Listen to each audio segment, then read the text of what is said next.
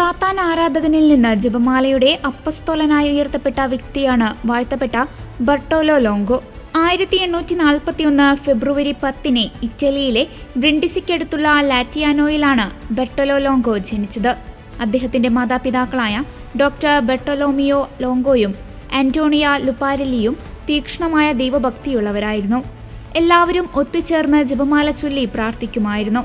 എന്നാൽ 1851 അമ്മയുടെ മരണത്തോടെ അദ്ദേഹം സഭയിൽ നിന്ന് അകലാൻ തുടങ്ങി. 1860കളിൽ നേപ്പിൾസിൽ നിയമപഠനത്തിനായി പോയ ലോംഗോ വിശ്വാസത്തിൽ നിന്ന് പൂർണ്ണമായും അകലുകയും ചെയ്തു. സമൂഹത്തിൽ ശക്തമായ കത്തോലിക്ക വിരുദ്ധാശയങ്ങൾ ഉണ്ടായിരുന്ന കാലഘട്ടമായിരുന്നു അത്.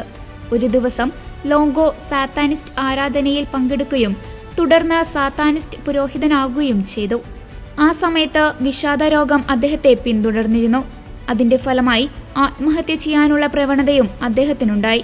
ഒരിക്കൽ ലോംഗോ തന്റെ യൂണിവേഴ്സിറ്റി പ്രൊഫസറായിരുന്ന വിൻസെൻസോ പെപ്പയുടെ അടുത്ത് സാത്താനിസം ഉപേക്ഷിക്കാൻ ആഗ്രഹിക്കുന്നതായും അതിനുവേണ്ടി സഹായിക്കണമെന്ന് അഭ്യർത്ഥിക്കുകയും ചെയ്തു.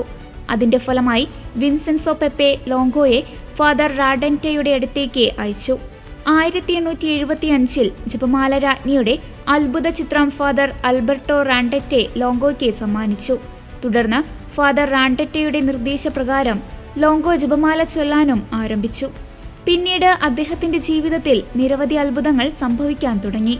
അങ്ങനെ അദ്ദേഹം തന്റെ പഴയ ജീവിതം ഉപേക്ഷിച്ച് കത്തോലിക്ക വിശ്വാസത്തിലേക്ക് മടങ്ങി വരികയും ചെയ്തു. അധികം വൈകാതെ അദ്ദേഹത്തിന്റെ ജീവിതത്തിൽ ജപമാലയോടുള്ള ഭക്തി വളർന്നു.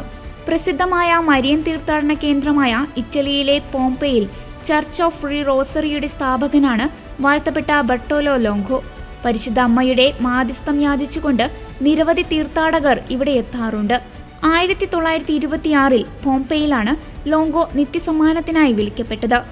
1980 ജോൺ പോൾ II മാർപ്പാപ്പ അദ്ദേഹത്തെ വാഴ്ത്തപ്പെട്ടവനായി പ്രഖ്യാപിച്ചു.